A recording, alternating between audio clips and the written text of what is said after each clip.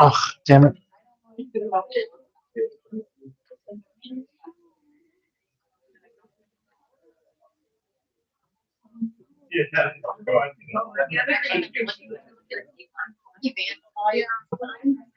All right, welcome back. Good morning, everyone. All right, or afternoon.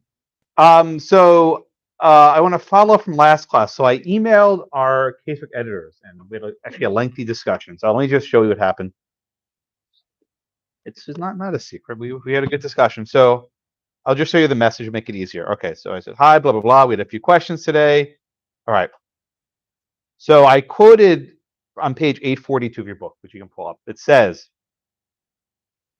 the traditional rules are that horizontal privity of a state is required for the burden of a covenant to run, but that horizontal privity is not required for the benefits to run. All right, that's in your book. So I replied, how can any benefit run if there's no real covenant at law? In other words, if you need horizontal privity to have real covenant at law, and you don't have horizontal privity, how can the benefit run as a matter of property law? But that was my question to him. All right, so here's what they wrote back. My email is very long. His email is pretty short. Okay, this one. Okay. He wrote back, if there's no horizontal privity of a state, the burden won't run, but the benefits still will. And just reiterate, he says, it's not that there's no covenant if horizontal privity is lacking. Rather, it's that the burden won't run successors, the promisor, if horizontal privity is lacking. But there's still a covenant by virtue of the original party's promises. All right, so I think I know what he's got. He didn't quite come out and say it, but I think the answer to this little riddle that we have from last week goes back to a question we did 2 classes ago. Right? I won't do them again with the poll because we already did them. But here we have a situation where A and B made a promise, right? That they would mutually restrict their land. Remember this question? We did this about a week ago. And I asked this question, are A and B in horizontal privity? And the answer is no, they're not. Because the promise was made without the transfer of property, right? There was no conveyance of land. They just made a promise. And then I go on and I ask, let's say that B sells her lot to C. And then C builds an apartment house on a lot. Does the burden run? The answer is no. The burden cannot run because there's no horizontal privity. Right? The only way for burden to run is if there's horizontal privity. Everyone with me so far? All right, then I got to this next question, right? A, that is a person who made the original promise, builds an apartment. Can C sue for damages? Right? How did we answer this question in class? Said yes, C can sue for damages. Why? No. It's not that the benefit ran as a matter of property law. Instead, as I explained it, as a matter of contract law,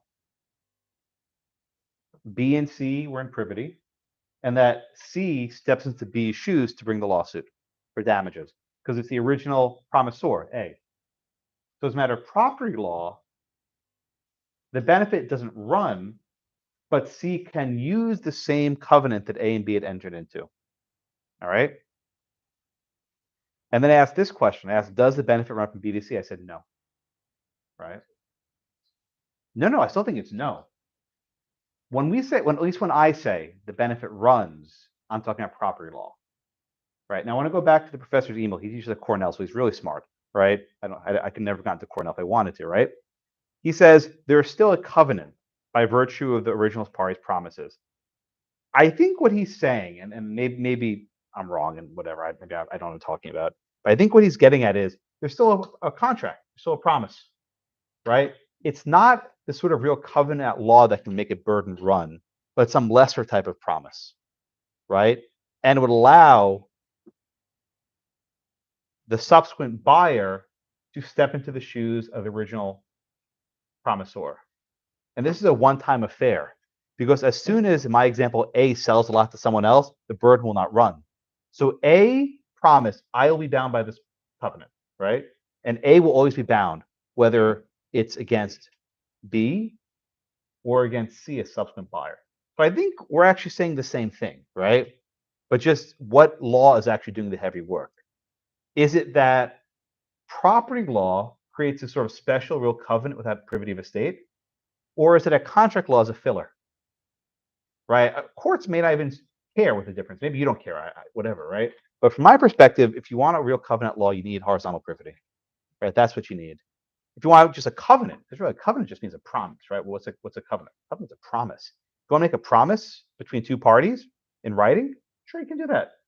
It will not bind successors for the burden, but other people may take advantage of the benefit. I won't say the benefit runs. Okay, one more second, Julian. I'm almost done. I promise. And so I just pulled up the language from the restatement first, right? And just look what the restatement first says. Again, it's from 1944. Just I think you all can read this. I'll make it a little bit bigger. It says, "It is not essential to the running of the benefit of a promise respecting use of land, blah blah blah blah blah, that there be any privity between the promisor and the promisee, other than that arising out of the promise." And just look at that language, right? When they say privity, just mean horizontal. That's what they're talking about here, right? They're saying it's not essential. That's a good lawyer phrase. It's not essential, meaning you don't need it, right? Because what arises from the promise. And that's just a matter of contract law. So that's how I sort of square it. Maybe I'm wrong. Maybe you think I'm completely wrong. But I think in the example I gave you, C could still sue A for damages. Whether it's a matter of property law, contract law, I don't really care. I think it's contract law, but maybe I'm wrong. Okay. Julianne had her hand up, Ivan, and then Maxim.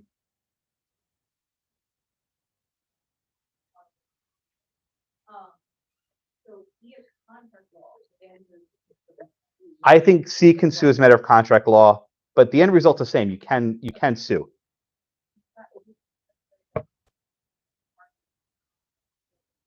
Yes, that's critical, right? Because even Alexander, the professor, says the burden can't run from A, right? The burden will never run from A to a subsequent buyer. So this is a one-time offer, right? A promised, I will restrict my land to residential, right? There's no horizontal privity. If A sells her lot to somebody else, the burden will not run. The burden stays with Amy, with A. B, the original promisor, can sue Amy, or B's successors can sue Amy. Once Amy sells, the promise dissolves.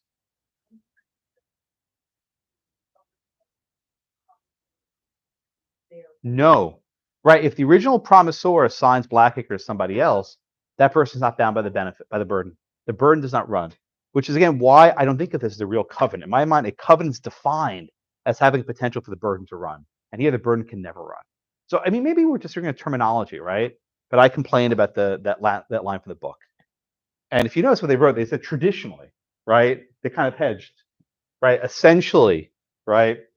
The line in the book, the traditional rules, right? They sort of hedged. So this is when lawyers are making sort of less than categorical statements, essentially, traditionally. So there are exceptions. All right, Ivan. So if you don't have privity of estate, it doesn't establish horizontal privity, so the burden can't run. Correct. But if you have privity of contract, which doesn't establish horizontal privity, it's a benefit. I would not. I mean, look, you can say the benefit will run. I wouldn't say that. I would say that successors can use the benefit.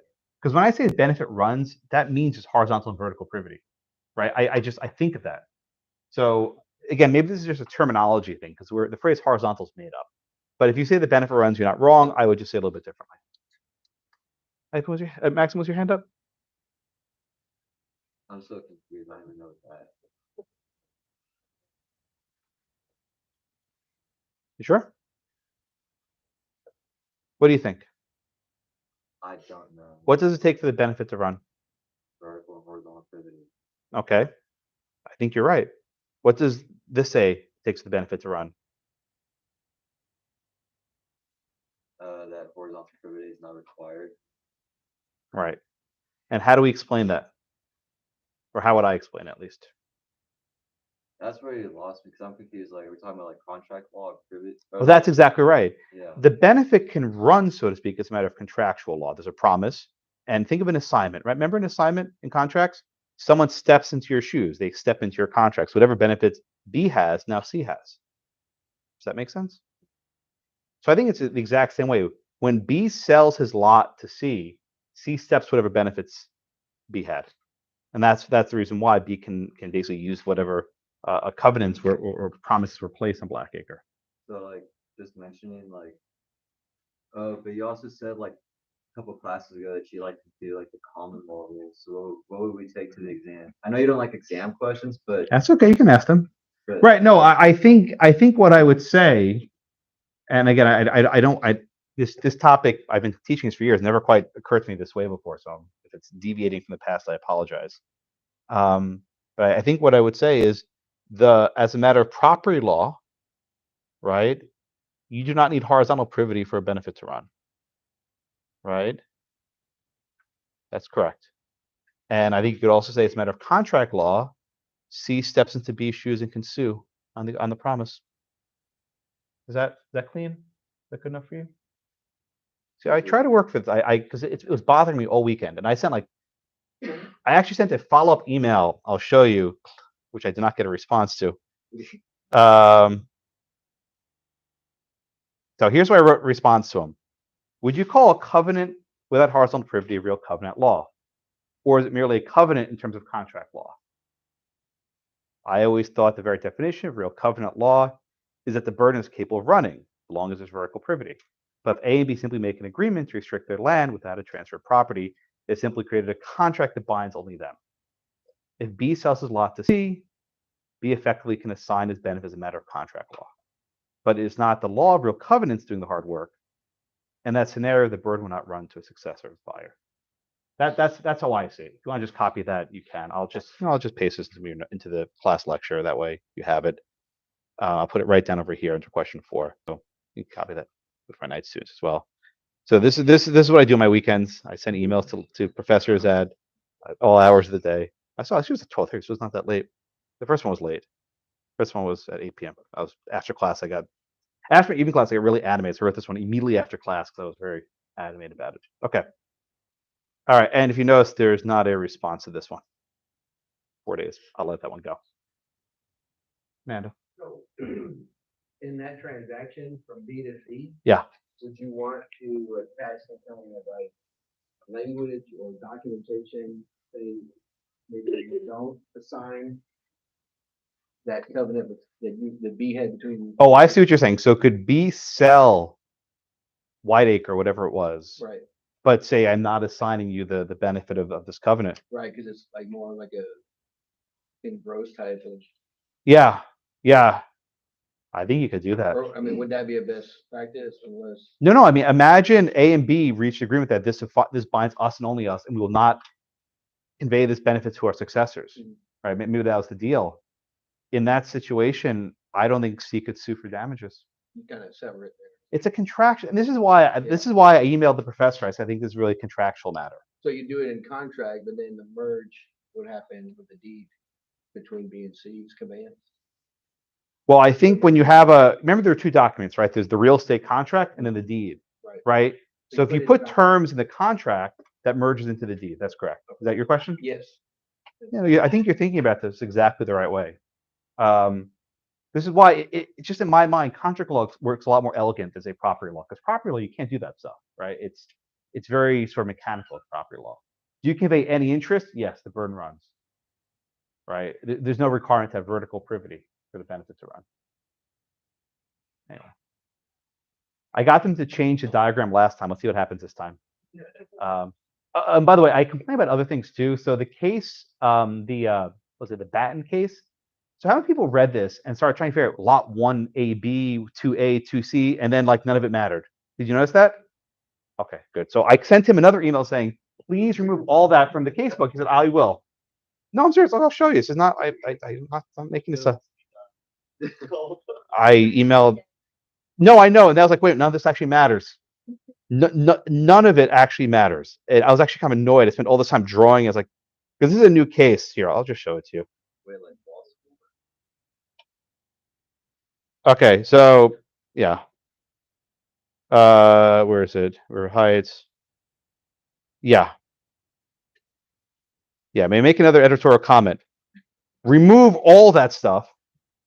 And the diagram too. The diagram's useless. You can't even read it. Right? It's so blurry what 1C, 2A, just remove all of it. And the stuff about the plat node also, I said take it out.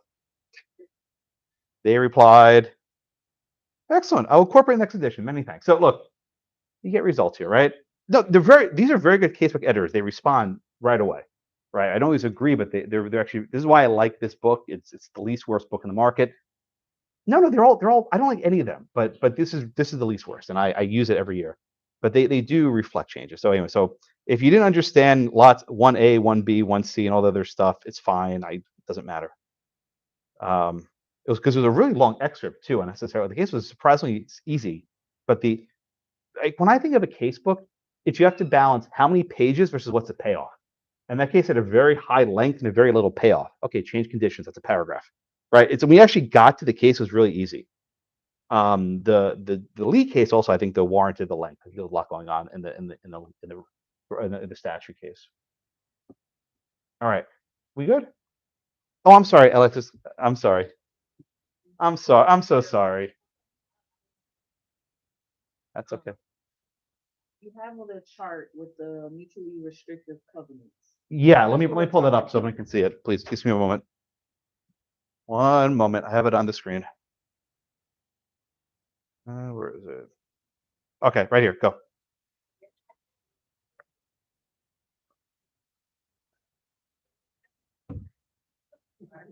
Hey, take your time. So, C can still be. Correct. If there's horizontal, so if C can sue B, why would C sue B? Or Once B sues to C, B's out of the picture. okay, so A can sue B, Correct. B can sue A can sue C, or Correct. sorry, C can sue A. Correct. If there's horizontal and vertical privity, well, in this example, That's what I'm confused about. right. So in order for C to sue A, right, going this way on the diagonal, you would not need horizontal privity according to the book as a matter of contract law. I think that's how I would describe it. Right. So everyone, let me just repeat Alexis' question because it's a good question, right? We always say about A suing C, right? That's always the example we give you, but she flipped it, right? She said, can Carl sue Amy?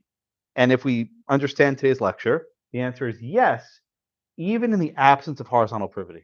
Because as a matter of contractual law, whatever benefits Bob has were assigned to Carl. You can say the benefit runs. I'm not going to say it's wrong, but C now has the benefit one way or the other. And C can then go after A for building a factory. Ah, click. Light bulb. Good.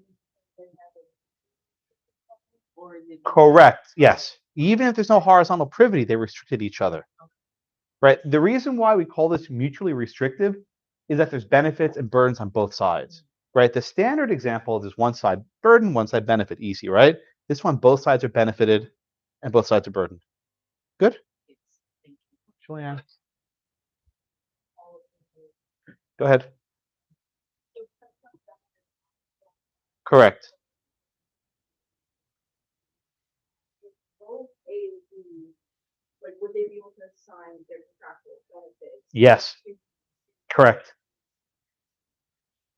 No, well, that wouldn't work because the burden wouldn't run.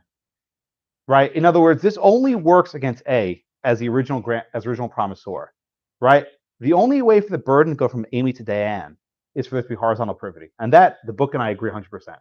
Right. The only question is the unique situation where A still owns it, but Bob conveys to Carl. Right. That's the only thing where we're discussing. Right. Where the benefit is only running, but the burden remains with the original promisor. So, how in terms of contract law of where we still have running those books, but for D and C to get into litigation, You need horizontal privity. Yes, you need contract law will never put the burden to the next party. Unless Amy assigns her burden, which I guess you can do as a matter of contract law, but there's no guarantee to do that. Yes, Shrita. So we're saying in this scenario, A would not be able to sue C. Correct. Unless it's horizontal privity. If there's horizontal privity, A could sue C. But if we fall back to contract law, I guess it depends on how the contract was written. Assume the burdens are not assigned for contract law. God. Right. Assume so the burdens will only be assigned for property law. Okay, so basically, it's not like A won't build as long as B doesn't build, because if it does say that, then would A could build because it is. Are you what example are you giving me? So I'm saying if the contract that they wrote up for mutually restrictive covenant is I'm going to be restricted as long as you are restricted. Oh, then it would never run. Okay. You could do that. Right. This was sort of, I think, Fernando's question a few minutes ago, right? You can write a covenant that only limits A and B, does not extend to successors. Right? Remember the first prong. Do they intend to bind their successors? That's like the first prong. And by the way, I told Rempel you yelled at me about the elements or factors. That he was very happy. But let's just say you write a contract that says only applies to us, does not apply to our successors and heirs. Then not the benefit will run, not the burden will run. So, like 2 classes ago, we were kind of talking about like the jointed triangles and stuff. The what? Like the jointed triangles. The joined or Like how, triangles? it's like going like all like this, Oh, like this. Got it. So like, would you say that a good way to like simplify it, like with things like C suing A is just like, I don't know, like interpleader, like their interest in the land. Is interpleader simple? I think so. I mean, look, it's God. I don't want you to confuse this with civil procedure. We have contract scenario. We're getting cross disciplinary. What I would say is that from B to C is like an assignment. And if you think of an assignment in contract law, or even an assignment with a lease, it makes more sense. Yeah, so like C's interest.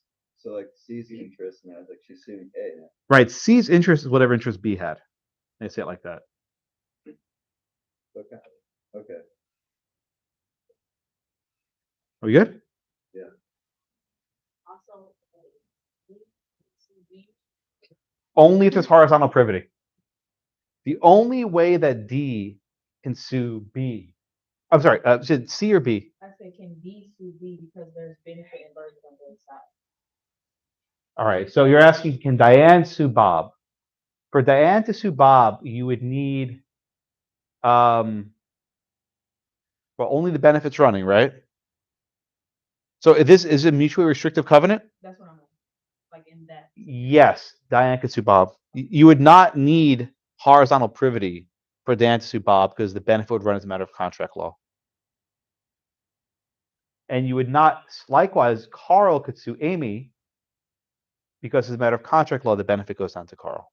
But again, Alexis, just be careful. This only works because it's a mutually restrictive covenant, right? In a standard one-way covenant, this wouldn't work.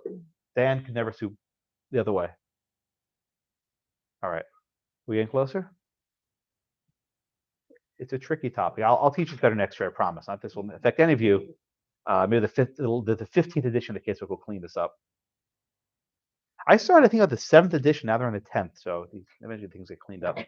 The old authors die and retire, and the new people come on. They fix things. Casebooks are hard. I have one. I find typos in the old time. It drives me nuts. Too crazy.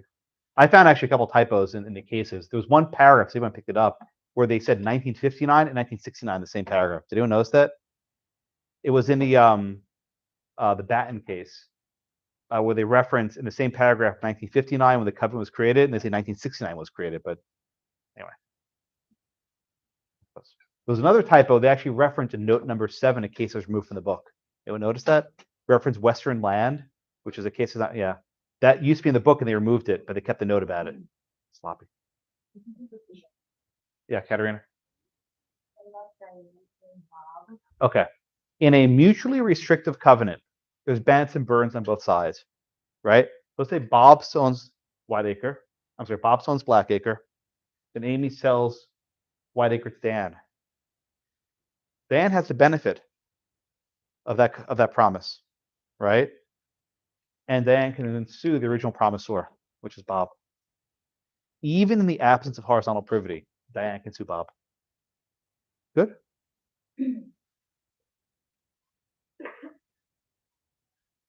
Yeah, whenever there's a new case and I read, I always like send lots of emails because it's messy. Yeah, property, like all these cases are adding are old too. They're not like even new cases. The Northam case is new, but the other case is like 20 years old. With common law, it's like, okay, new case adds every 3 years. All righty. How we doing? We good? You go with covenants? All right. I'm not moving back to this. So any questions for hold your peace? 'Cause I'm moving on to the case for today. And then we start zoning on Thursday. All right, come to my office if you want to complain. That's fine. I'll see your irate emails later. Yeah, I send the book editors irate emails, and you guys send me irate emails. It's only fair. All right, what are we doing? All right. All right, let's do the first case, which isn't too bad. Which is Sanborn versus McLean. Where is it? Okay. All right. So we talk about creating covenants, right? What does it take to create a covenant? Excuse me. You must satisfy the statute of frauds, right? Has to be in writing. What happens if it's not in writing? What you have to keep in mind is even if the parties can't satisfy a covenant was created as a matter of law, lurking in the background is always our good friend, the equitable servitude, right? Courts will not imply a covenant. They don't do that. Instead, they will say we're recognizing as a matter of equity that a servitude exists, that is an equitable servitude. Now, the three criteria to create an equitable servitude are much easier. So the first is there some intent to bind successors? Okay. Then we ask ourselves, does this restriction touch and concern the land? We talk about this in the Ponza case, where at a minimum, if some promise restricts how land is used, it satisfies the second element, not the second factor, the second element, right? But then we get to this third one, which is notice, right? And how do you provide notice of a covenant? Now, of course, actual notice is the best type of notice because you actually know. But the law recognizes that we can also have constructive notice. Someone asked me this last week, right? Constructive notice. And that's actually the Sanborn case and the principle that it illustrates. Okay, who's next? Ben, you've been waiting all day, haven't you? I'm sorry, all weekend perhaps. I'm sorry I ruined your weekend. All right, Ben, you want to give me the facts, please, in our first case, Sanborn versus McLean?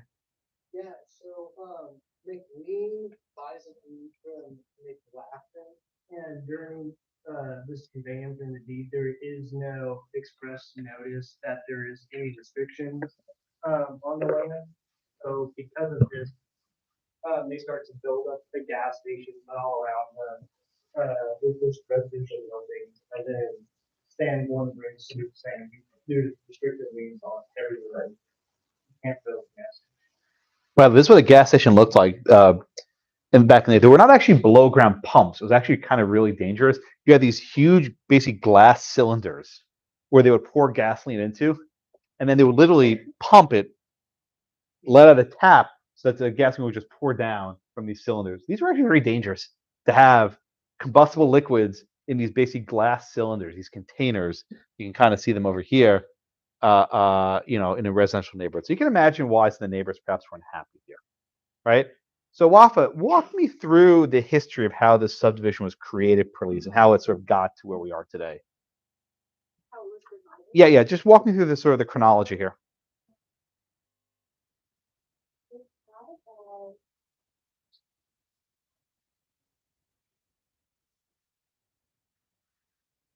It was a bunch of lots, basically, that they had divided. Was there originally one big lot? Yes. Okay, good. Then what happened? Split off. Good.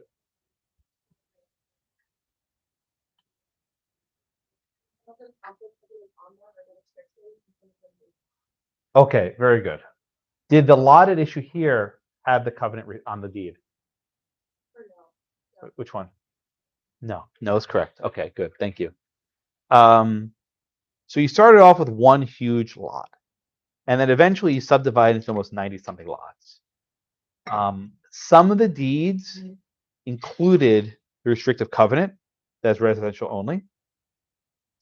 Some of the deeds did not have the covenant recorded on the deed. Okay. The plot at issue here for the gas station did not have the covenant on the deed. Okay. So again, we say that a real covenant must satisfy the statute of frauds. Hillary, oh, your name's upside down. That's confusing, right? Hillary, it's like you fly the American flag upside down. It's a sign of distress, right? Hillary, could there be a real covenant in this case? Why not? Okay, no statute of frauds, right? You can have a real covenant.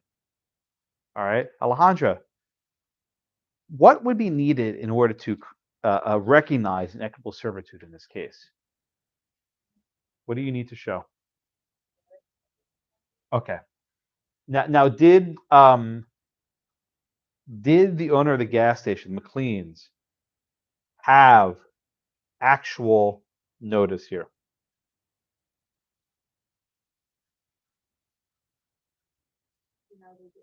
Okay. Why did they not have actual notice? Right. Now I think we can sort of maybe be a little bit picky here. Does someone think there's actual notice here? Anyone think? I mean, look, you could potentially argue that when you buy any piece of property in a subdivision, you have an obligation to check more than just your deed, right? If you want to be a conscious title searcher, you would look around. Randall, you're shaking your head. Is that your experience?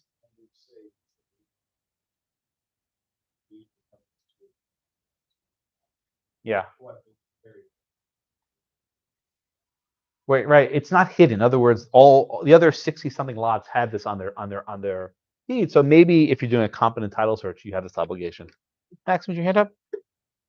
My kids use those same Apple pouches, by the way. They like them. They are. Yes. Like, what was the type of covenants that you said? Oh no, the notice that you said was like interchangeable. That's my next question. Yeah, like didn't you say like actual and constructive or? Oh no, like something else was like, it was like an umbrella term. Yeah. What was the umbrella term? Constructive. Constructive notice is the umbrella term, right? The next question, Professor Rita, right? Was there constructive notice here? Okay, there was constructive notice. Why was it constructive notice?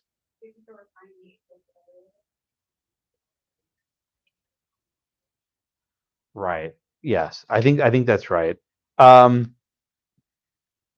If you are buying a property in a subdivision and you want to do your due diligence, I think you have an obligation to search the other lots in the area, and you would find that more than half of them had this covenant on it.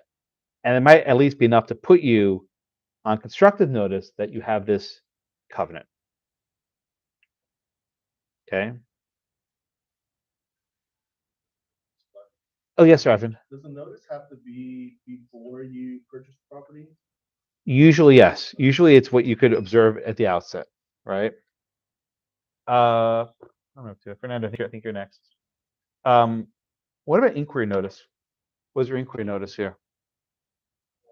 I think so. At minimum, you could look around and ask yourself, well, what's the obvious state of the use of the land? So Correct. this property. Correct. Yeah.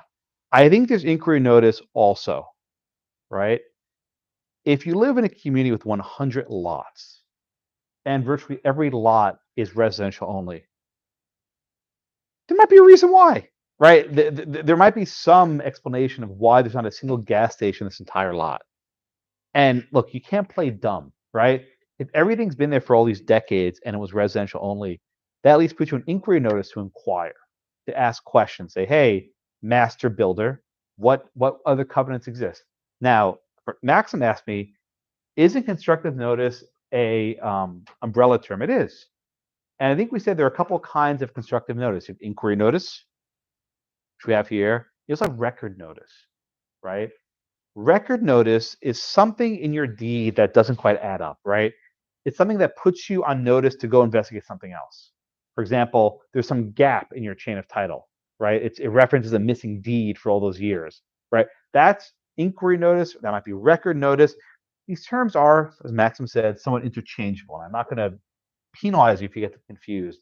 But I think inquiry notice here means you look around the neighborhood, you see this uniform character, and you might guess that there's some rule restricting the usage. I don't know if there's any record notice here because his own deed did not reflect that there might be a covenant, but there's definitely a constructive notice in the form of inquiry notice.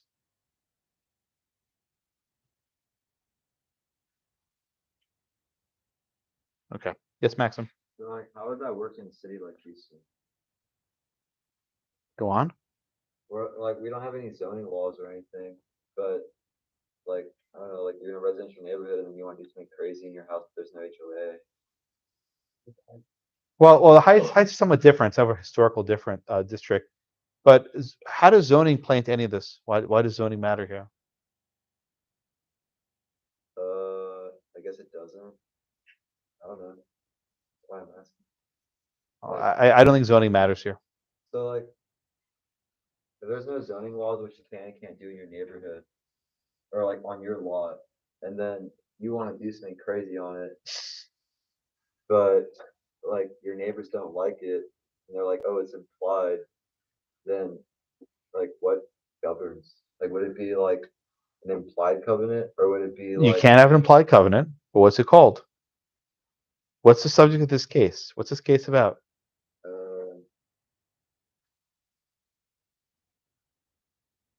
What did I say 2 minutes ago? reciprocal servitude or something? Well, look, they call it one thing, but I think the correct name is an equitable servitude, right? They call it what they call it the wrong thing. Yeah, they called it a negative reciprocal easement, which is not. I mean, maybe that's a Michigan term. That's not what I would usually call it. I think this is an equitable servitude.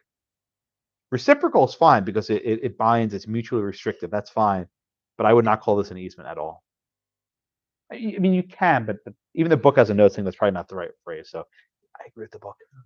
Alex got a haircut. I'm not the only one. Look, I know. I had a friend. Oh man, killing me. I haven't had a haircut in 3 years. February of 2020, right before COVID. Last haircut I got.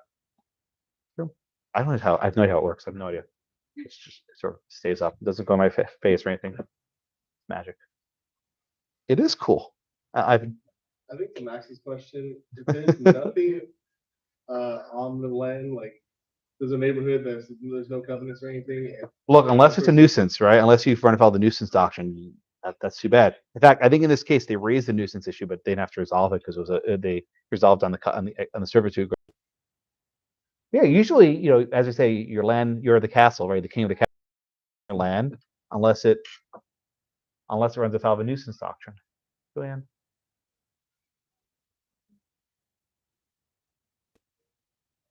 Oh, that's interesting. You don't think there's an intent to bind? So I know they have like the general plan that they wanted to subdivide lots. And He knows. Also, like specifically started out with just certain. Oh, so you think the intent was to restrict some and not others? Yeah. So like, Huh. were the McLaughlins around at this point to be able to say, yeah, we wanted to bind every single lot? And even if they were around, would their word 30 years later matter? In other words, do you determine the intent at the moment that these instruments were created, or people say years later in the course of litigation? Because people have motivations to just make stuff up. Because I feel like there's a way to infer that they intended to make everything. Yeah, that's interesting. Yeah. But they also, their actions kind of say maybe they intentionally left. It could also be an error, right? Maybe it was erroneous. Maybe they just forgot to include the covenants on these certain lots. It was just an error. Okay. I think the general rule is if you have a lot with 90 something divisions, right, subdivisions, and you include it on a majority, that's probably good enough. Okay. Think of our next case, Shelley v. Kraemer, right? They didn't even get every owner in the block to sign on to it, and they still enforced it as a matter of property law. Yeah. So hand somewhere.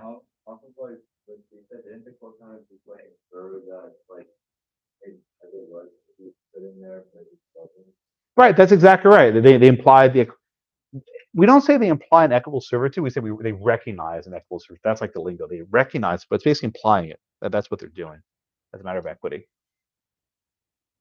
All right. Good. All right. So in this case, the court enforced the equitable servitude, and therefore there was an injunction against the construction of the gas station. So no gas station. Good.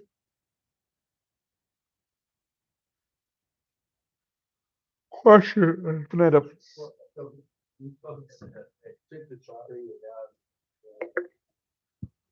You know, if you believe them, they had no. They got screwed. Yeah, No notice. yeah. I guess if I was gonna buy and look at a property, I'm not vetting it, I'm not thinking like what's foreseeable. Then wouldn't the other argument be that like, you kind of assume the risk? Like, Oh, they bought a property in a subdivision and they assume the risk that they might get burned on the. whether they might have to be enforced as bound to Yeah. the covenant of kindness. Yeah, I think maybe say a little bit differently. They probably had a lower purchase price, right? I'm sorry, higher purchase price. If you buy a property that's unencumbered, there's no covenant, the purchase price will be higher, right? If you buy one with a restriction on residential usage, it's probably going to be a lower price because you can't build upon it. You can't do what you want. So I think there was a bit of unfairness, assuming they had no notice. But I think Randall made this point a few moments ago. If you're buying a subdivision, you should presume that you can't build commercial. That's always how these things work, right? You don't make a 90 lot subdivision to build a gas station in it, right? That's not how it works. Right? Houston is unique in that you'll have a residential house like one block away from a gas station, right? That's unique, but most places you can't do that. All righty. Any more questions on the first case? All right. Next case is con law. It's not property, although there is property, but it's mostly con law. So let's talk about it. You've all taken con law. I just yes. Good. Have you done 14th Amendment yet? Sort of. Oh, wonderful. Let me teach it to you then. Okay, good. All right. So, all right. Everyone have the pocket constitutions? You don't keep these in your pockets? If you want one, come to my office. I'll give you one. I promise. I have an entire box of them. There you go. Atta girl. Thank you. Okay. All right. So, as a general matter, the U.S. Constitution only restricts the government, right? State action. There are very few exceptions to that, one of which is the 13th Amendment prohibition on slavery, right? Government can't have slaves, and private citizens can't have slaves. There may be one or two other exceptions which are not important here, but usually the government restricts the state. Indeed, think of the 14th Amendment, right? It says, no state shall deny to any person the equal protection of the laws. Right? This is the Equal Protection Clause, right? No state shall deny. No state. So can a private citizen discriminate on the basis of race? Would that violate the 14th Amendment? The answer is no.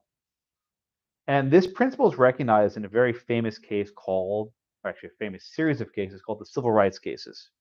The Civil Rights cases. Have you cited those yet? Okay. So in Congress, the Congress enacts the Civil Rights Act of 1875, right? The Civil Rights Act of 1875, which bars segregation in places of public accommodation, theaters, hotels, public conveyance like a railroad or a boat. And actually, you may not know this, the penalty for violating the Civil Rights Act was criminal. Not pay a penalty, you go to jail. It was considered so bad to exclude people on account of race that you would go to jail. There were a series of test cases, right? Prosecutions to test whether this law was valid. And it wasn't just in the South. You had an opera house in San Francisco. You had theaters in New York, right? Around the country, right? You had these various institutions that excluded people on the basis of their race. The case goes to the Supreme Court. The Supreme Court says the Civil Rights Act was unconstitutional as applied to private businesses. This case established what is known as the state action doctrine. Familiar? The state action doctrine. What's the state action doctrine? The state action doctrine says that only action of the state can run afoul of the 14th Amendment. Right? So excluding people on the basis of their race from your business is not unconstitutional. All right. Now fast forward to the 1960s. Right? Congress enacts the Civil Rights Act in 1964. Congress enacts the Fair Housing Act. These laws make it against federal law to discriminate on the basis of race in employment, in housing, education, and other contexts, right? These were laws that were not passed on the basis of the 14th Amendment. Rather, these laws were passed on the basis of the Commerce Clause. Do you study Katzenbach and McLean and Heart of Atlanta Motel? Sound familiar? Right. These were cases that said even local businesses that cater to local customers still have a substantial effect on interstate commerce because of the advertisements they place in other states, because of the tools they use, because of the food they serve, and so on. Right. So almost the entirety of modern discrimination law is actually not based on the 14th Amendment. It's based on the Commerce Clause and the Necessary and Proper Clause. This all sound familiar to you? Okay. But this case, Shelley v. Kraemer, was decided in 1948. This was before the Civil Rights Act of 64. This was before the Fair Housing Act was enacted. So the sole basis, not the sole basis, but one of the only basis of this case was the 14th Amendment. And the argument was, did a racially restrictive covenant run afoul of the 14th Amendment? To get to that question of a threshold issue, right? How is a private agreement not state action? Or stated differently, is a private agreement state action? I'll get to the specifics of this case in a moment, right? So the court's analysis here was kind of weird, right? The court said, well, a private agreement is not state action. That is, regular people can reach a contract to exclude people on the basis of the race. However, Duke, where does state action come into play in this case? It's not with the creation of the covenant. Where does the state action come into play? Exactly, the enforcement. Yes, sir.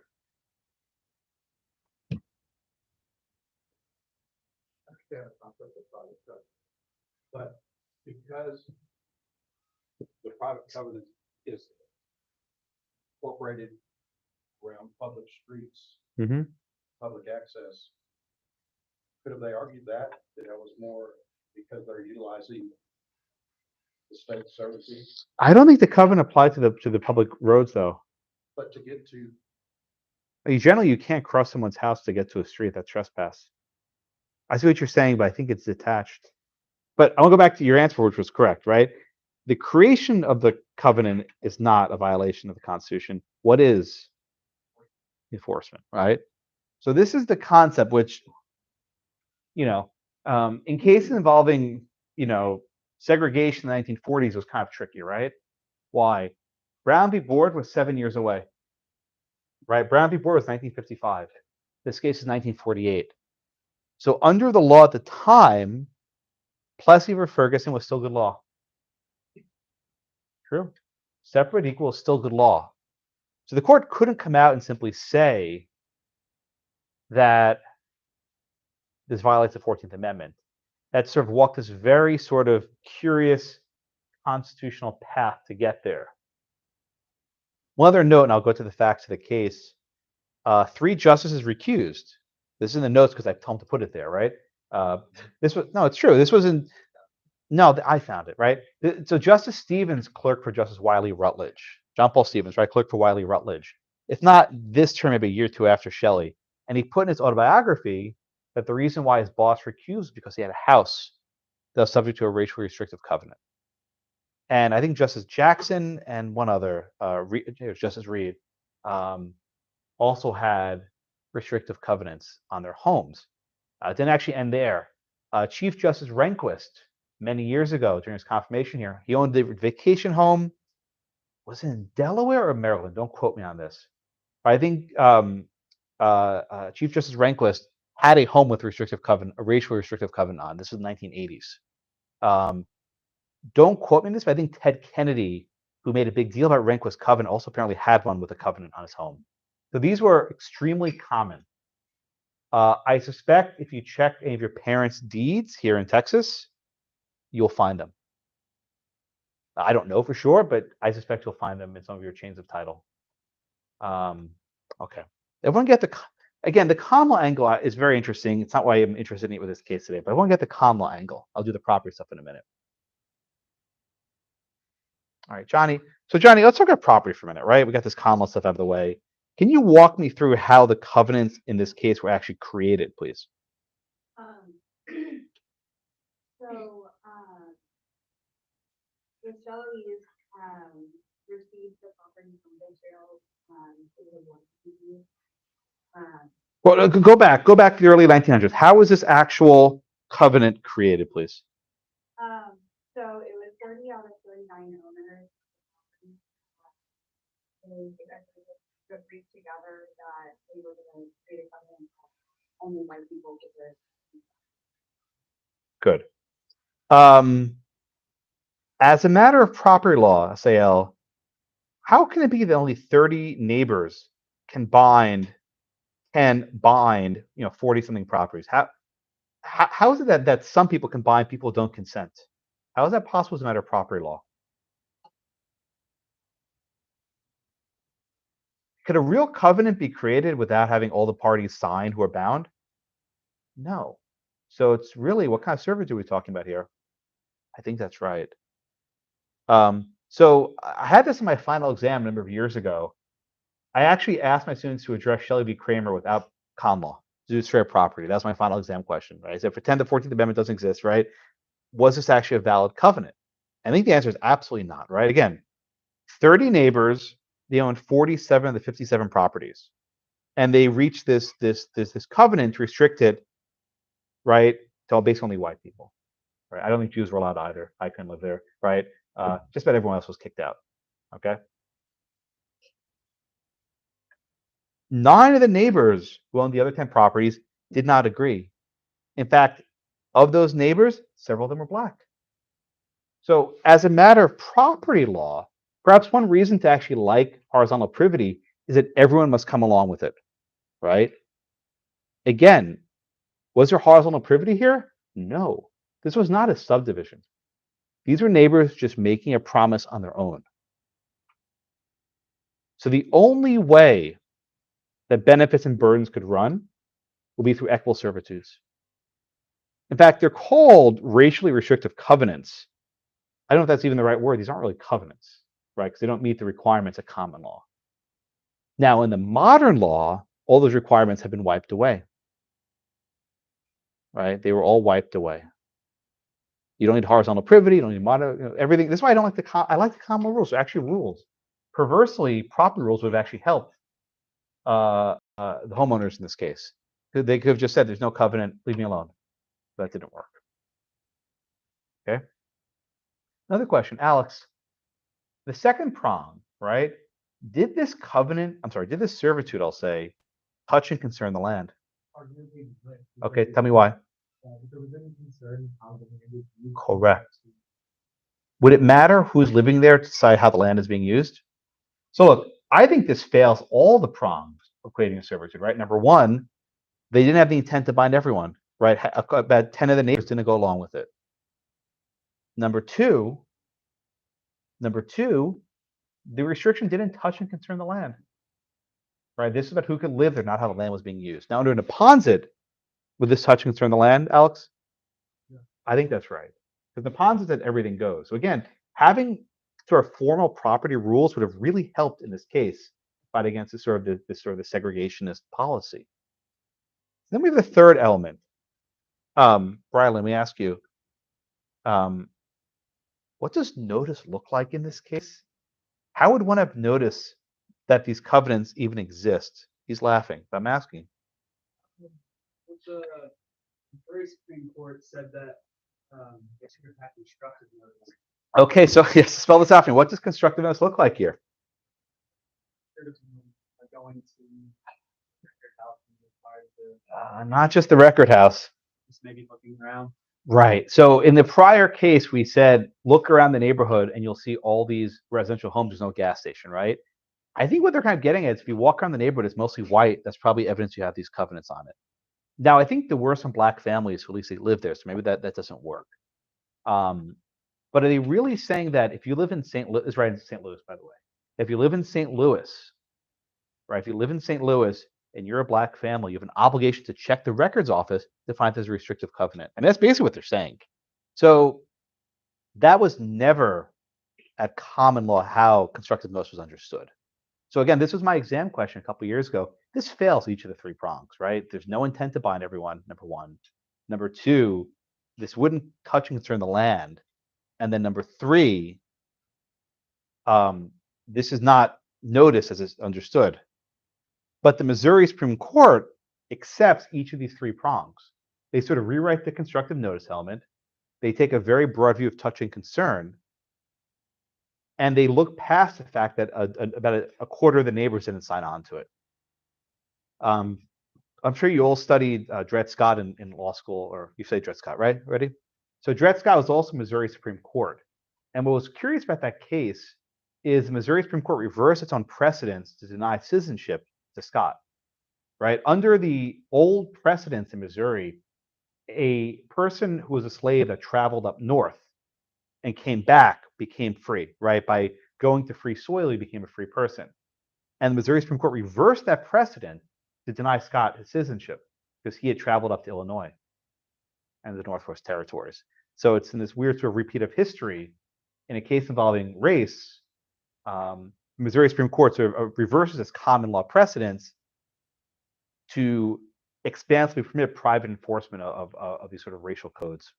Anyway, I think that's interesting. Maybe you don't, but I think it's a useful historical analog. All right. So anyway, the courts here held that there was in fact a covenant that was created. I think the court could have just said there was no covenant to enforce. Go ahead and buy the property. Judgment dismissed. Remand, right? But that would not be a very satisfying ruling, right? Why? Even if in this case, this test case, there was not proper privity, there's another case there would be, right? I'm sure you know this from common law. I'm not telling you things you don't know already. When the U.S. Supreme Court takes a case, they don't want to just resolve it always on narrow grounds. They want to lay down a rule that could apply in all contexts. Right? They want a bright line rule. And the bright line rule here is you cannot have these racially restrictive covenants that can be enforced in the courts. Okay? Everyone with me? Ivan, you next or Sinclair? Who's next? Sinclair. Okay. So Sinclair, walk me through how the Shelleys actually came to acquire. I'll show you a picture too. One of my friends who lives in St. Louis took this picture for me many years ago. By the way, don't knock. If you ever go there, don't knock on the door. Our family actually lives there. It's not like a museum. So just like don't. I'm serious. Don't bother them. Right? They live there. It's just a house, but people always taking pictures of their house. So anyway, so I got these pictures. Sinclair, how did the Shelleys actually came to acquire this property?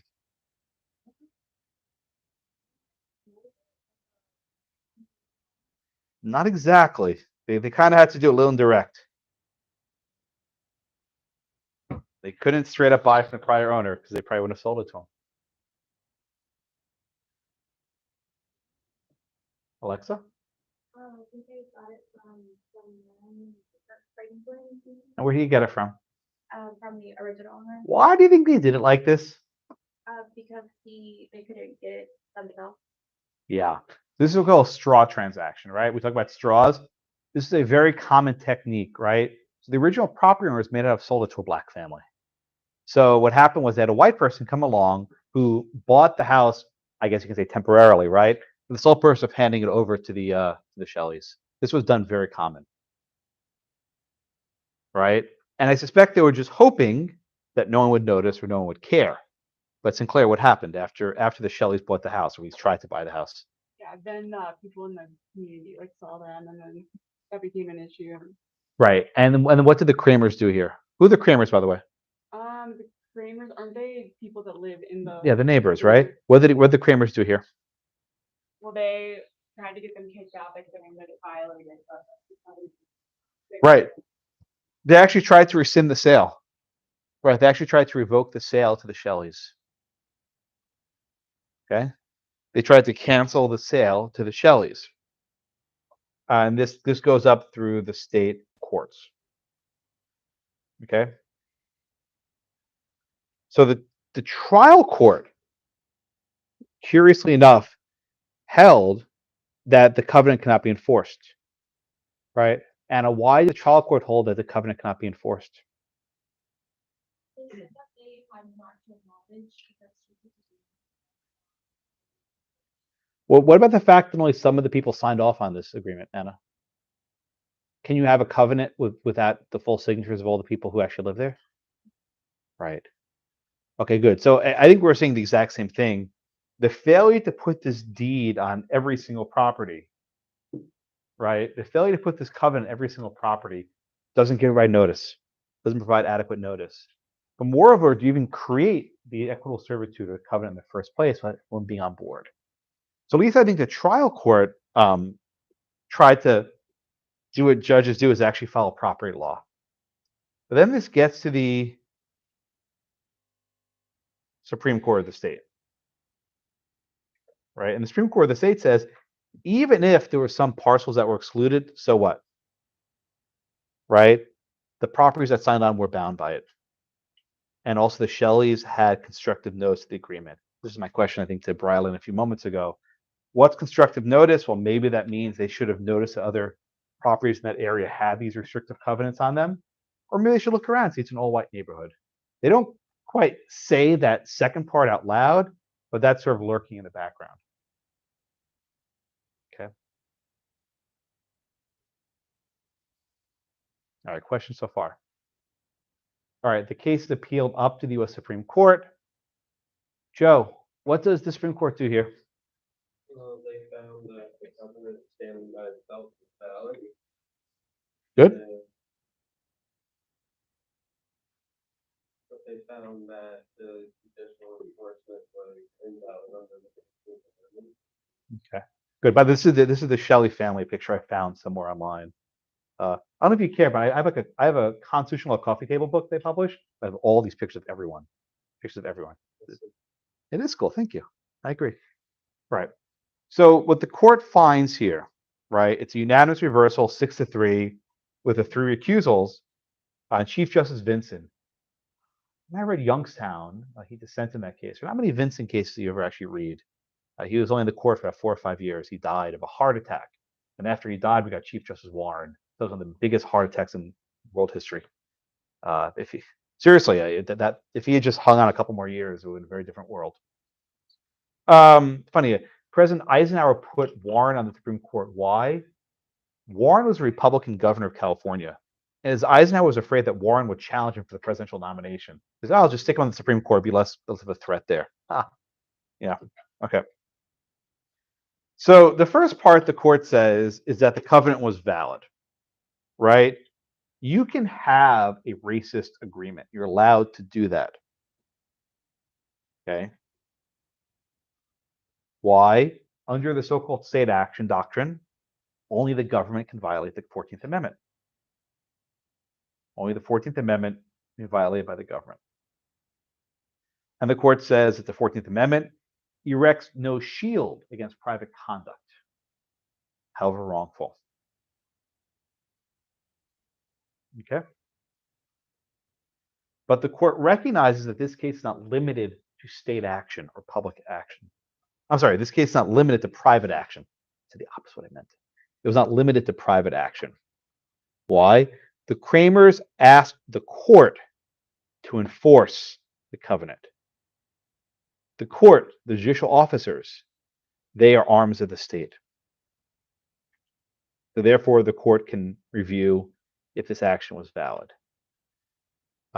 This is a very broad conception of state action, and the court hasn't really returned to it.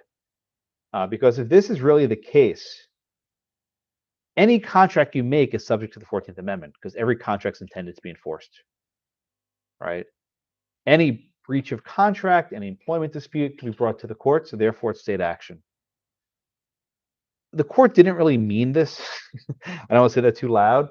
They really didn't want these covenants to exist, and they couldn't really overrule the civil rights case, so they have this very specific reading of the state action doctrine. The courts haven't returned to this since, so don't think of this as kind of like the bright, the general rule. This is kind of an exception to the rule. Third, the court says that the covenant violated the 14th Amendment and that the protection of property rights was one of the purposes of the framers of the 14th Amendment. Even under Plessy, the idea of separate but equal, this isn't equal, right? It's that people can't purchase property on fair terms. And many legislations in the 1860s recognized property as a fundamental right. You can check out the Civil Rights Act of 1866 among them. Okay. The final argument is kind of Ben. Yeah, so, a private individual can't enforce a covenant, they have to go to the court. It's short of self-help. That's right. Yeah. That's why Shelley, pitchfork and fire and torture. Yeah. Well, I don't want to say that too glibly, but there's actually instances where the government was involved in lynch mobs as well, and there was state action there. So it just pause a little bit on that one. But in theory, at least, yeah, short of self-help, you need the courts to enforce the covenant. That's correct. The last argument is almost a little cutesy, right? It's based on Plessy and say, well, actually, look, white neighbors can exclude black purchasers, and black neighbors can exclude white purchasers. Okay, right. So the court says we are not aware that any such agreement exists anywhere because they didn't exist. This was not a real thing. But this was basically bringing in the Plessy argument, right? That you can have separate arrangements as long as one versus the other, right? The black passengers can't ride the white cars, and the white passengers can't ride the black cars, right? So it's all great. The court says, no, this is not how it works.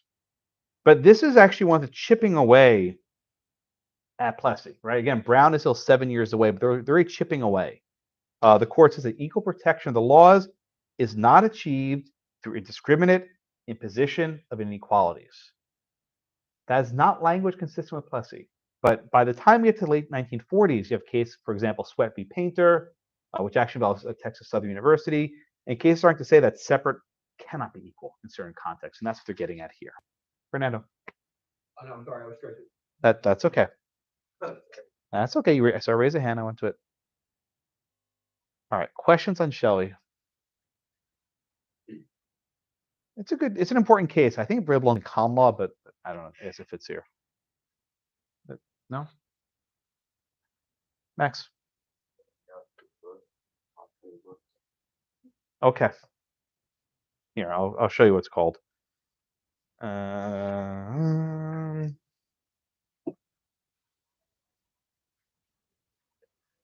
you go.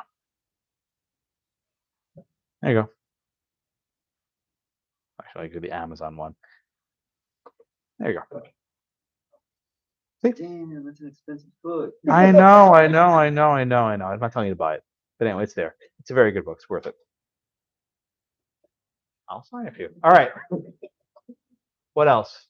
Shelley, we're good on Shelley? This one trivia question.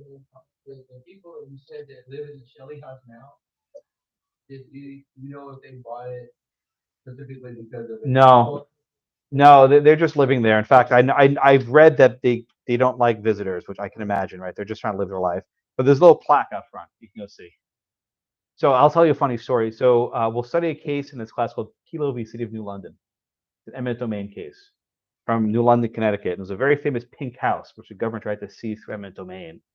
And after all is said and done, Kelo lost. They moved her house plank by plank a few miles away.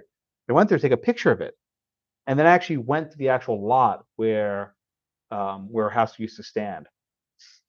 And this is Josh with his video cameras, like maybe 10 years ago, driving around filming stuff, and I make a wrong turn, and I actually pull into the parking lot of General Dynamics, which is a military contractor, and a Jeep pulls in front of me. He's like, "What are you doing?" I'm like, "Oh God!"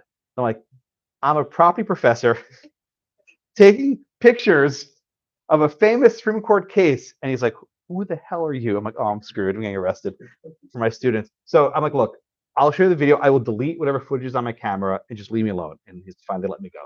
So yeah, so taking pictures of random people's houses can be risky. True story. It really happened. I swear. Max. Hypothetically, could the new owners of that home, like whoever put that plaque there, could they sue to get it removed? I'm actually pretty sure there's a covenant to allow that plaque to stand. Because in front of Suzette Kilo's home, there's a huge boulder with a plaque on it.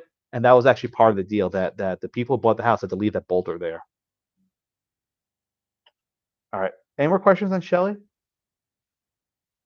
Okay, let's talk about terminating covenants, right?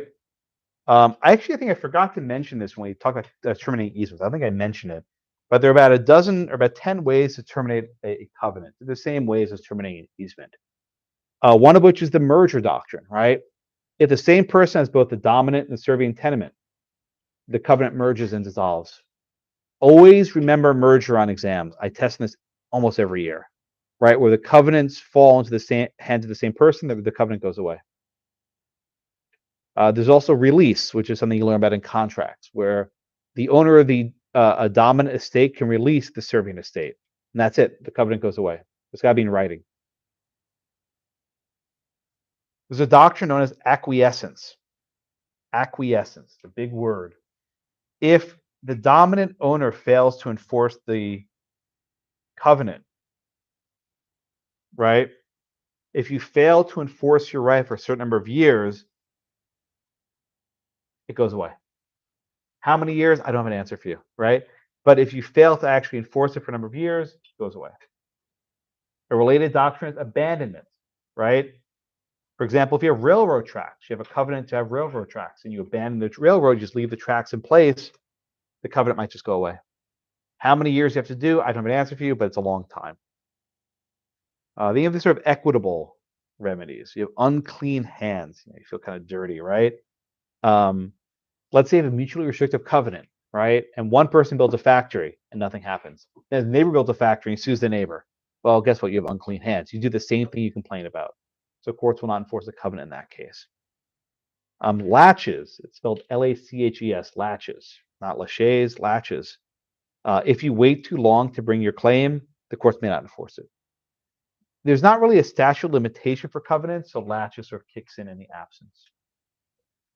Estoppels are always friend about detrimental reliance and equity. If something's unfair, the courts might not enforce it. Number 8 is eminent domain. If the government seizes your property, the covenant goes away. They get it fee simple. It's not going to work if you have a dominant tenement over the government. That's just not going to happen. The next one, number 9, is the subject of both of our cases, which is the changed circumstances doctrine. Right? If you have some property where a covenant exists, and there's been a radical, that's where they use in the case, a radical change in the circumstances, the courts will not enforce the covenant. An offshoot of the changed circumstances doctrine is what's called public policy. Right? This comes up in the Northam case. If enforcing the covenant would violate public policy, the courts will not enforce the covenant. Now, what is public policy? We can argue about forever, but they will not enforce it in these sorts of cases. It's really both of the cases today focused on the last one, the changed circumstances / public policy doctrine. Okay. Questions on those? Those are in your book. They're listed, so it's not too hard. But if you waited for your month, is that just kind of determined by It's equity. It's not like a statute of limitation where a number is spelled out in a statute somewhere, right? It's just if you don't enforce your claim with enough promptness, the courts will not do it for you. All right, Clayton, do you want to give me the facts in the first case, Batten? And don't worry about lots 1, 1B, 1C. It made my head hurt. It didn't matter. 4 lots, beautiful. Just call them 4 lots. Who cares about all this other stuff? 4 lots, yes. Go on. Virginia.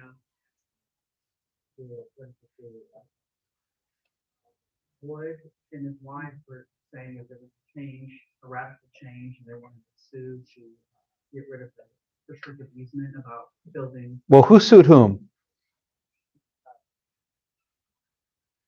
Wood to buy the. Well, who wants to build it? Let's just get their names down.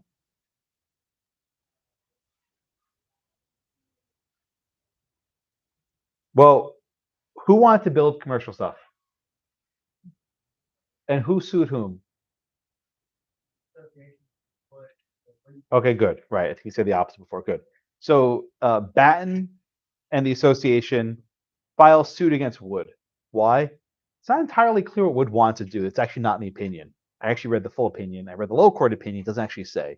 But from what I gathered, Wood wanted to build some kind of commercial use. And then the neighbor, Batten, found out. She flipped out. She went to court. And she sought to enforce the covenant. Julianne, what happens next?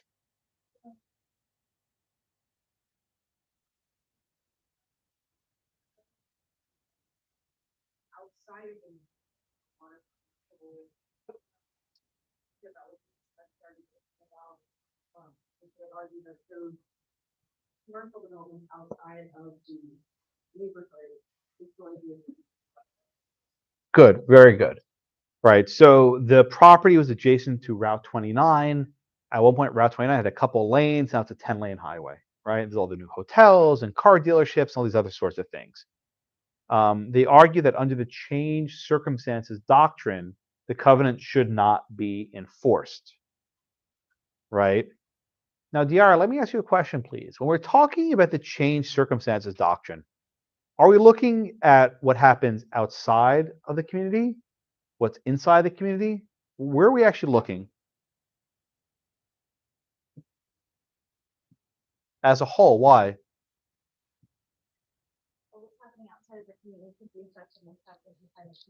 So let's say outside the community of all this commercial development, right?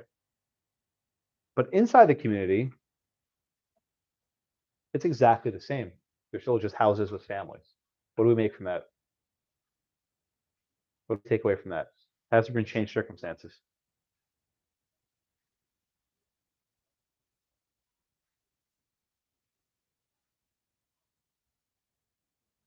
Maybe also be changing like the fees or So does a changed circumstance apply if the inside the community has not changed at all? Marcel? Isn't that what the top court said, that it doesn't? That's right. Why not? Well, I mean, they look at it kind of what you said, they look at the condition as a whole, and they said that change takes place in one of the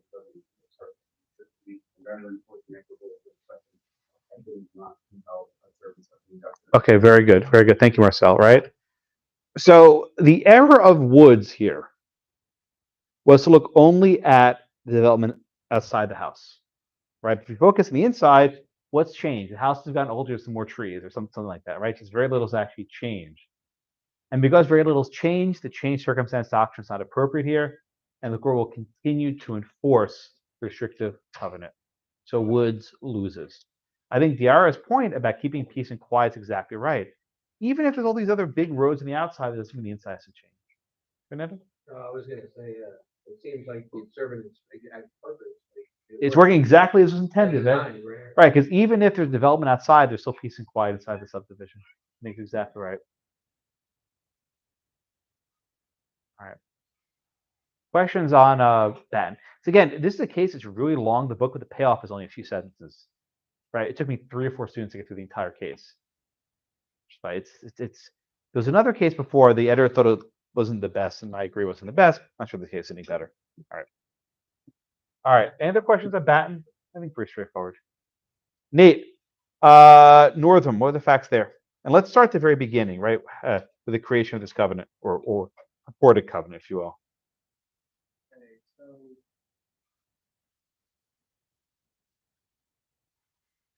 basically, it is McLean, Virginia. There's a round, 2 properties, circle, have a big statue, Confederate general. So in 1887, the heirs, William Allen, they conveyed the circle to the Lee Monument Association. In 1887, the state the association was told the circle only for said use of displaying that statue. In 1889, the association transferred ownership. They wanted to transfer ownership. Are you just reading from the summary, I think, right? Yeah, I can. But basically, they Yeah, have this thanks. deed that says the statue has to stay in this specific spot. And they have another deed where they wanted to transfer it to the governor of Virginia. They wanted him to be bound with a covenant saying that if we stay there, it would never leave. Okay. All right, good. Thank you for that, Nate. So there are a couple documents here that we have to keep in mind, right? So there are two deeds. There's a deed from 1887 and there's a deed from 1890. Right? The 87 deed transfers the lot, known as the circle, to this Lee Monument Association. The statue had not yet been built yet. And then 1890, there's another deed that transferred the monument and the statute, the monument and the circle to the government of Virginia. The government of Virginia, right? The purpose of the statute is pretty clear, was to promote the Confederacy, right? What's called the lost cause, was to rehabilitate the Confederacy as this worthwhile thing we should celebrate. If you go there today, it's not there anymore. But I've been to Richmond, and it was gigantic. And it's hard to actually, just look at this picture. Look at a car just next to it. I mean, it's huge, right? And it's been a very prominent place in one of the very good neighborhoods in Richmond, right? And it was there for a very long time. In addition to the two deeds, there was a joint resolution. Now, I asked you, what's a joint resolution? A joint resolution was a statute passed. A joint resolution was passed by both houses of the Virginia legislature. It's not actually a statute that matters. You don't really care why, but it was a joint resolution. And the joint resolution basically requests to hold this property forever. The first question, right, Jordan, was there actually a restrictive covenant created here? Did any of this actually create the thing that we say you need to create, a restrictive covenant? You say no. Why not? Because didn't it like violate public policy? Forget public policy. Back in the 1890s, was a covenant created? Yes. So the court seems to say not. What might the argument be that there's no covenant created here? We'll get to public policy in a minute, right? Why might there have never been a covenant created in the first place?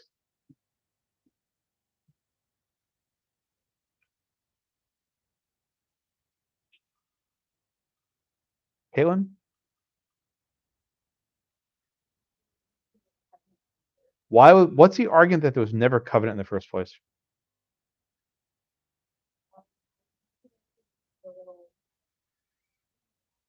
Okay. Did they?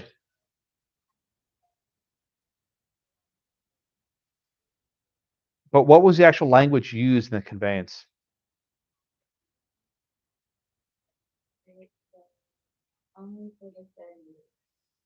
Okay. And what was the governor's duty there? How'd they describe the governor's obligation? It was representative transfer and his patriotic purpose, how to get completed, and sacred monument purpose to which it is devoted. Randall? Because it wasn't a sale and it was actually restricted. That doesn't matter. You can do a covenant with a gift. Anyone? Jade? Government speech, that's not important right now, right? Was there actually a covenant? What language was not there that would appear in any actual covenant?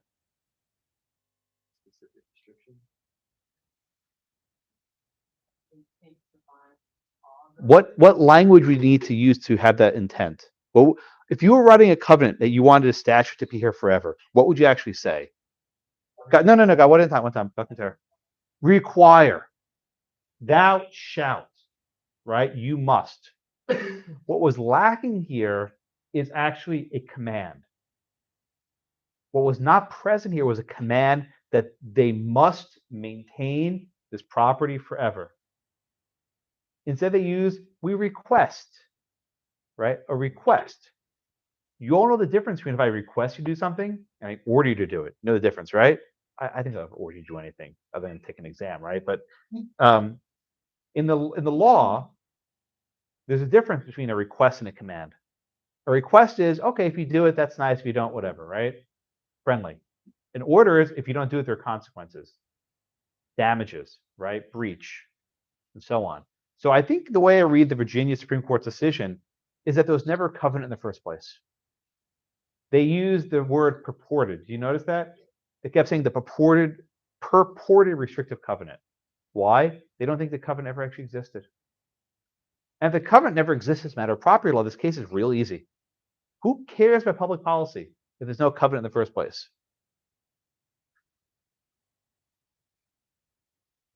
So again, this is one of these cases where property law actually is a very easy answer, right? I don't think there was ever a covenant here from day one. But the language used, oh, patriotic purpose, whatever, fine. They don't actually say the things you need to create a covenant. Probably because I thought they were all friends. They were doing this kind of gently and lightly, right? Because the governor was both the governor and the president of the Lee Association, right? He had two hats on, I suppose.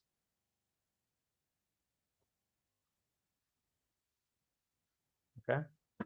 All right. Now let's assume that there was a valid covenant back in the 1890s. Let's assume there was for a minute. Jade, why did the court not enforce that covenant, assuming it's valid? Okay, good. Tell me more. What is public policy?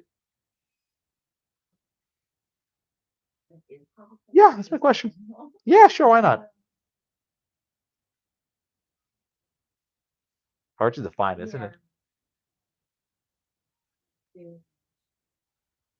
How do you know what the public policy is at any given point in time, Jade? Precedent? Are we back down to Max? Oh, we're back down to Max. Max, how do you know what public policy is? I don't really know what you're asking. How do you know what public policy is? That's my question. I guess looking for like the intent behind the law. So do we ask the people in the 1880s what they thought public policy was? Is that it? Is it frozen in time forever? I think it definitely like evolved in time. How do you know what it is though? I guess you look to like majority opinion, like When? now. Now, what in this case was evidence of the It was contemporary? 2021. Yeah. It was like the White Lives Matter thing. No, not White Lives Matter. Yeah. It was in the notes. They mentioned it. No, you mean Black Lives Matter? White Lives Matter was mentioned in the notes in the postscript. Okay. All right, Sarah.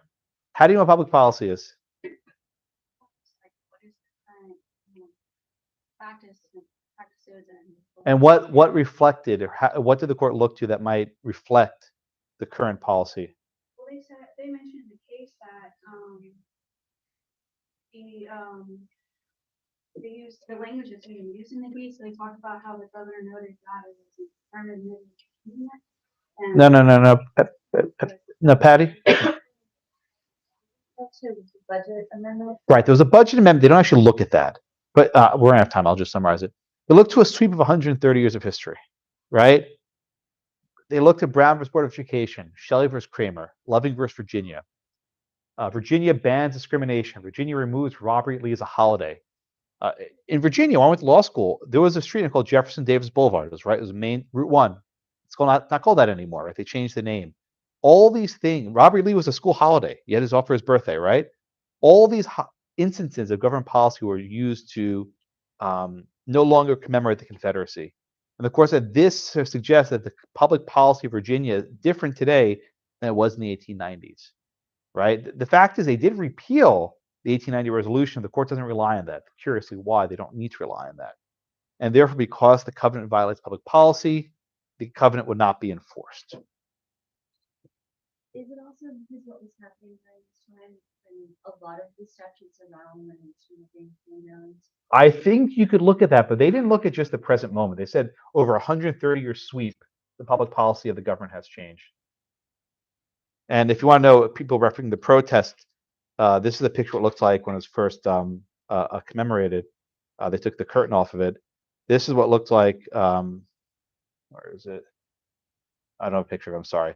But basically, it was graffiti all over it. It looked absolutely disastrous, right? And they basically removed it. It's sitting in a warehouse somewhere like Indiana Jones, right? Just sort of hidden. Okay. So again, the upshot of this case, don't pack up. I got a minute left. The upshot of this case is public policy. I'll answer after class. But let me sort of just wrap up and summarize, right? Covenants are usually enforceable, but after a certain time, courts don't like them. In fact, I think Massachusetts has a 30-year clock on covenants. That's a good idea, right? Because whatever you think is really important today, it will not be important at some point in the future, right? However you want to restrict land today will not use for much longer. It's restraint and alienation, and the courts will eventually let you get out of it in most cases. Okay, come on up. We're out of time. I'll turn the minute poll on, and I'm happy to have you come talk to me now or after class. Thank you so much. It's not that they expire, but that the courts are unlikely to enforce them many years after they were created.